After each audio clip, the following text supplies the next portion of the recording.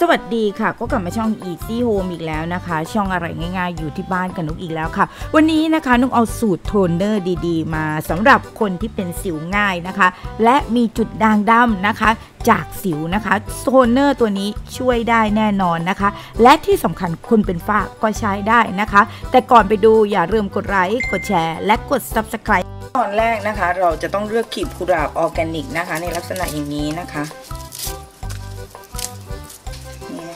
กลีบกุหลาบมีประโยชน์อย่างไรเดี๋ยวเราไปดูกันค่ะ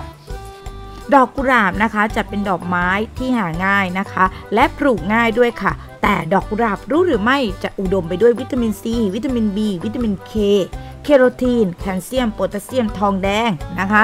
ซึ่งนะคะกลีบกุหลาบนั้นมีประโยชน์มากๆเลยนะคะทีนี้ประโยชน์นะคะของสารสกัดนะคะจากน้ำกุหลาบนี้มีอย่างไรได้มั่งเรามาดูกันค่ะสารสกัดจากดอกกุหลาบนะคะมีคุณสมบัติในการป้องกันเชื้อแบคทีเรียเจ้าเชื้อแบคทีเรียเหล่านี้แหละค่ะทำให้เราเกิดสิวเมื่อเราเช็ดโทนเนอร์ดอกกุหลาบไปแล้วก็จะลดปัญหาการเกิดสิวได้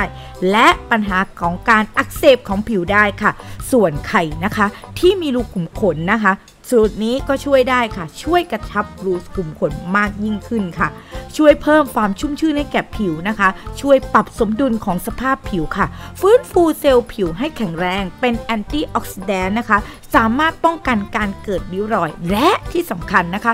ช่วยช่วยลดการเกิดริ้วรอยจุดด่างดำนะคะที่เกิดจากรอยสิวที่เราไปแกะต่างๆนะคะซึ่งนะคะสารสกัดจากกุหลาบนั้นทำใส่น้ำแร่นะคะประมาณ250 กรัมเอาไปตั้งไฟนะคะใช้ไฟเบาสุดค่ะ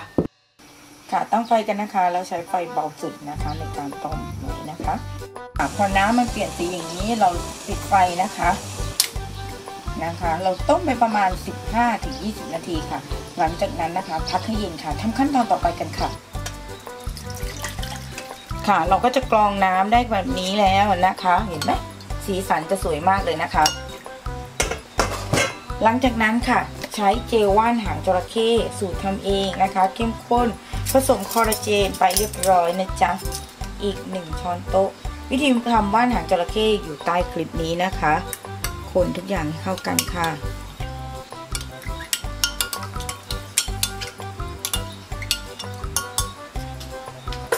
หลังจากนั้นนะคะ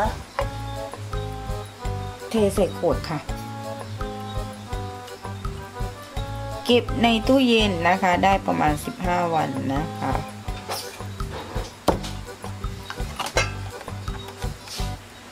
แค่นี้เราก็ได้แล้วนะคะเดี๋ยววิธีใช้เรามาดูกันค่ะวิธีใช้นะคะเราก็จะหยดสำลีใส่สำลีอย่างนี้นะคะเช็ดบนใบหน้านะคะหลังจากที่เรานะคะเช็ดบนใบหน้านะคะวนเบาๆอย่างนี้นะคะหลังจากล้างหน้าเสร็จแล้วนะคะจะช่วยนะคะคืนความชุ่มชื่นนะคะแล้วก็ลดฝ้าลดกระนะคะจุดด่างดำได้ดีค่ะสำหรับคลิปนี้นะคะนุกก็